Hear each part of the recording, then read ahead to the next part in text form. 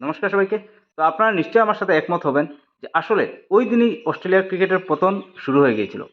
আলোচনাটা কেন আবশ্যক এবং গোটা পৃথিবী জুড়ে অস্ট্রেলিয়ার এই ক্রিকেটের পতন নিয়ে কিন্তু আলোচনা হচ্ছে, সমালোচনা হচ্ছে। এই বিষয়ে আলোচনা করা কেন আবশ্যক? কারণ অস্ট্রেলিয়ার এই যে পতন, এটা আমাদেরকে অনেক কিছু শিখিয়ে দেয়, অনেক কিছু মেসেজ দেয়, অনেক কিছু বার্তা দেয়। তাই এই বিষয়ে আলোচনা করাটা একান্ত আবশ্যক।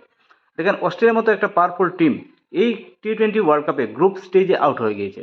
জিম্বাবুয়ের মতো টিমের সাথে হেরেছে, শ্রীলঙ্কার মতো টিমের সাথে হেরে গিয়েছে। হেরে এখন এমন অবস্থা যে গ্রুপ স্টেজেই অস্ট্রেলিয়া ক্রিকেট টুর্নামেন্ট থেকে বাইরে। তা কেন হলো? দেখেন, সৃষ্টিকর্তা আমাদেরকে অনেক কিছু দিয়ে থাকেন, কিন্তু আমরা অনেক সময় সেটার অবহেলা করে থাকি। আমরা সেটার কৃতিত্ব দেই না, আমরা সেটার গুরুত্ব দিই না, ভ্যালু দিই না। অস্ট্রেলিয়ার সাথে এই অপরাধ হয়েছিল।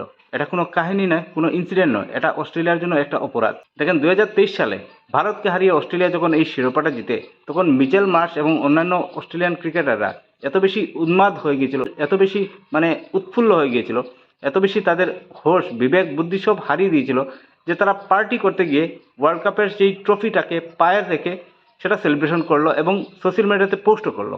কিন্তু তার ঠিক বিপরীতে ভারতের মতো দল যখন টি-20 ওয়ার্ল্ড কাপ জিতলো, আইসিসি টুর্নামেন্ট জিতলো এবং মহিলা টিম যখন টি-20 ওয়ার্ল্ড কাপ জিতলো, আমরা দেখলাম অনেক ফটো। হার্দিক পান্ডিয়া হোক, রোহিত শর্মা হোক, জেমিমা রড্রিজ, তারা তারা বিছানার মধ্যে এইগুলা শুয়ে তারা পোস্ট করেছেন। মানে এই জিনিসের ভ্যালু কতটুকু তারা দিয়েছেন সেটা বুঝতে হবে। এই জায়গাতে অস্ট্রেলিয়া টিমের একটা অপরাধ হয়ে গিয়েছিল। আমি ওই দিনই বলেছিলাম যে অস্ট্রেলিয়ার ক্রিকেটের পতন বোধহয় শুরু হয়ে গেছে এবং ঠিক একই জিনিস ঘটে যাচ্ছে।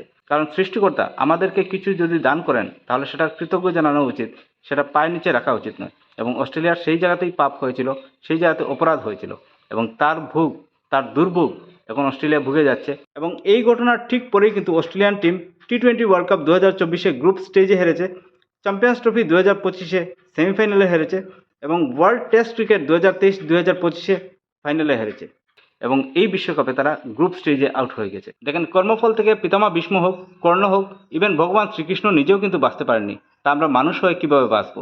আমরা যেভাবে কর্ম করে যাব, তার ঠিক ফল কিন্তু আমরা পেয়ে যাব। এটা আমাদের অবশ্যই মাথাতে রাখা উচিত। আপনারা সবাই ভালো থাকবেন, সুস্থ থাকবেন।